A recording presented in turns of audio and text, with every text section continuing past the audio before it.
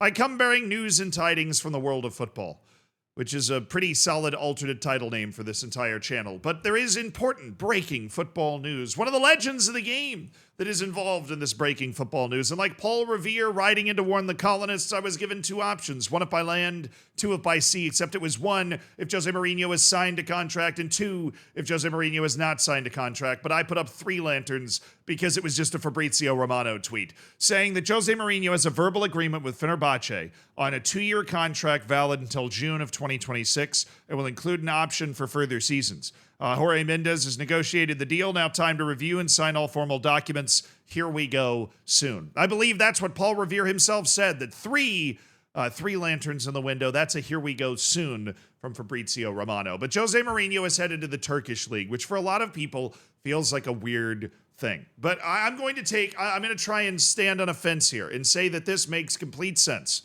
Right, I'm to say it makes complete sense for Jose Mourinho to go to Turkey and to get himself involved in Fenerbahçe, and it also makes sense in like a world of football sense that Jose Mourinho has ended up at a level that a lot of people would have believed is beneath him, because for a long time he was one of the best coaches on the planet. And I want to say this off the top because I don't want it to come off any other way. I love Jose Mourinho. I love his attitude. I love his approach to the game. I love his win at all costs mentality. It just hasn't really worked for him recently, right? Like it used to be Pep Guardiola and Jose Mourinho were the two best coaches in the game. That is not a debate that any reasonable person can have anymore. And because that is the case, it is inarguable that very much like this YouTube channel, Jose Mourinho has fallen off. He's fallen off a little bit. And I believe he could get back there one day. I don't think he's like fatally flawed. I don't think that his methods are somehow not as practical as they used to be or whatever, but he needs to rehabilitate himself. And I think Fenerbahçe is an excellent job to rehabilitate himself with. But Jose Mourinho's ended up in this spot for a reason. We'll get to Fenerbahçe in a second. Roma, even though he won that European trophy and made another European final, which captured a lot of the headlines and everybody was paying attention to it, he had one of the worst winning percentages in Serie A of any of the last 10 Roma managers. And that's why Roma ended up firing him. He wanted to stay there. So we're talking about a manager now, as great as Jose Mourinho's been, that was fired by Roma for failing to meet overall Serie A expectations. Obviously, he had a great relationship with the fans. He loves the club and all of that. Before that, he was at Tottenham. That flamed out horribly. I mean, pretty predictably, right? Every manager seems to flame out horribly at Tottenham eventually. Somebody warned Ange Postecoglou that that's going to happen to him in like a year and a half, just in case he was curious. And then before that, he was at Manchester United. Now that job, the job he did there looked better in hindsight, but at the time, people were thinking that was a pretty disappointing job with Mourinho at Manchester United. They didn't really, they didn't win the league, right? They didn't win the Champions League. I believe they won an FA Cup or something. And Jose Mourinho would later, because he's just excellent at hyping himself up and talking mad trash, which is awesome, and it's why we all love him.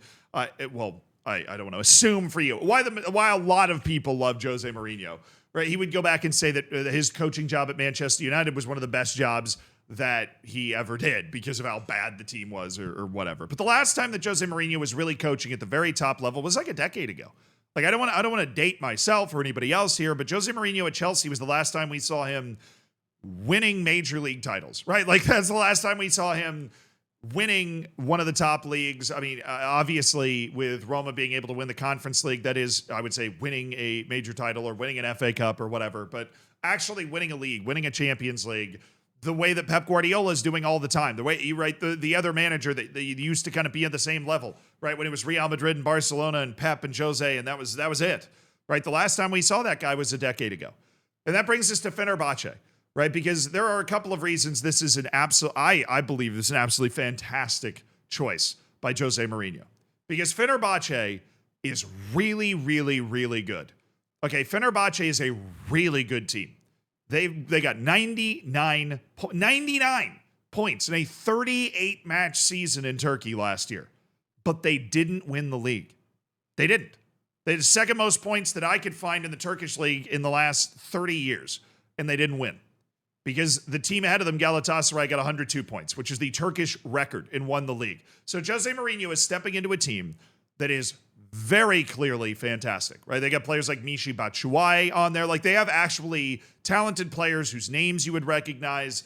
And, the Turkish league always has a lot of money, and there's always a solid amount of youth development going on in Turkey. It's pretty similar to a couple of other leagues that to paint themselves like the Russian league before it was banned to Alcatraz, right? Like they worked the same way. Like a lot of their national team came from the league itself. There was a lot of money in there, but it was kind of like a forgotten frontier. Like not too many people were paying attention to the inner workings. Well, I've been paying the attention to the inner workings of Turkey, right, over the past year or so, because they're insane, which is another reason that I think Jose Mourinho has chosen something excellent. Because outside of the opportunity to coach a really good team, right, he is also coaching in a position that is unbelievably controversial. And not controversial in some sort of bad way, but controversial in the league way, where Fenerbahçe actually held a club vote about whether to try and leave the Turkish league. They feel like they've been hard done by the Turkish league structure. This is the same team that after a derby, the fans of the opposing team stormed the field. That aforementioned Michy Batshuayi actually roundhouse kicked a fan in the face, right? This league is nuts. We had an owner break a referee's face on the field this season in the Turkish league. There was another owner that pulled his team off the field this season in the Turkish. Like, the Turkish league is nuts. And Jose Mourinho will thrive in that. And if you had to pick one club in the Turkish league to be the epitome of that nonsense, it's Fenerbahçe, right? Not just because they are voting to leave the league. They've been involved in controversy over the last 20 years, right? Some sort of match-fixing scandal that they got acquitted on a technicality. It is chaos, absolute chaos. Like Erdogan, the president of Turkey, has had to step in multiple times to try and figure this stuff out. And Jose Mourinho will be on the front page a lot, right? Because this is a fan base and a club that's been waiting for a galvanizing presence, right? A fan base and a club that has felt hard done, antagonized, and very sad. Fenerbahçe has the second most points in the Turkish league over the last 10 seasons and 0 titles, which is a third reason why this is a fantastic opportunity. He's coaching a great team. He could totally win a European trophy with Fenerbahçe.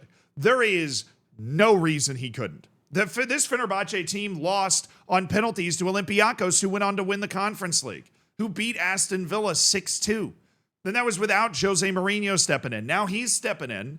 They could totally win a European trophy. They also could end a decade-long title drought that has been agonizing. They finished in second like 3 of the last 4 years. In the other year, they finished in third, but they were 2 points off the top, right? Like they've been so close for so often that if Jose Mourinho comes in and ends that drought, he'll be hailed as the person that ended a decade-long title drought at a very good team. He could also win a European trophy out of Turkey, which would be Fenerbahçe's first European trophy. Turkey has one European trophy ever. It was Galatasaray. I don't remember when. I just know that because I drink and I know things. So if I'm Jose Mourinho, this feels like I'm stepping into an easy football manager save. I'm taking over a good team in a league that team's going to be able to run roughshod over. I'm taking over a club and a fan base, right? They're incredibly motivated and mobilized, and they feel incredibly threatened. I mean, and look, it is hard to overstate how dramatic things have to get for you to hold a club-wide vote about whether you're going to leave your national league. That actually happened.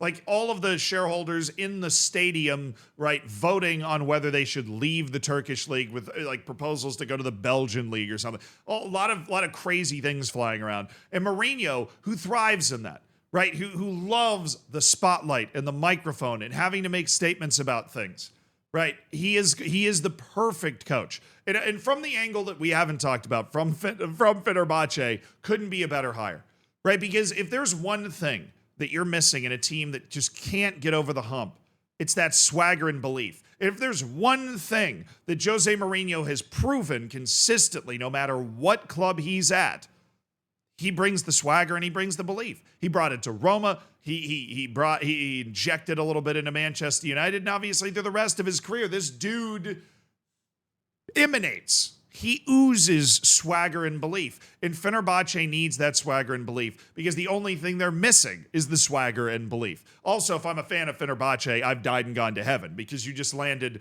one of the biggest name coaches on the face of the earth, and he's stepping in to manage Fenerbahçe, which you would have, a decade ago, if somebody had told you that Jose Mourinho would be managing at Fenerbahçe, nobody on planet Earth would have believed you. Nobody in their right mind. But this is absolutely the perfect situation for him to launch a comeback, and I can't wait for how he's going to handle the utter explosive nonsense of the Turkish league. It is a gift to the world of football that we are going to get Jose Mourinho in the Turkish league. A gift. a gift to the world of football. I can't wait. I mean, can you imagine 2,000 fans are coming on the field? We've got Jose Mourinho squaring up for 5 rounds with some dude charging him with a corner flag. It's going to be amazing.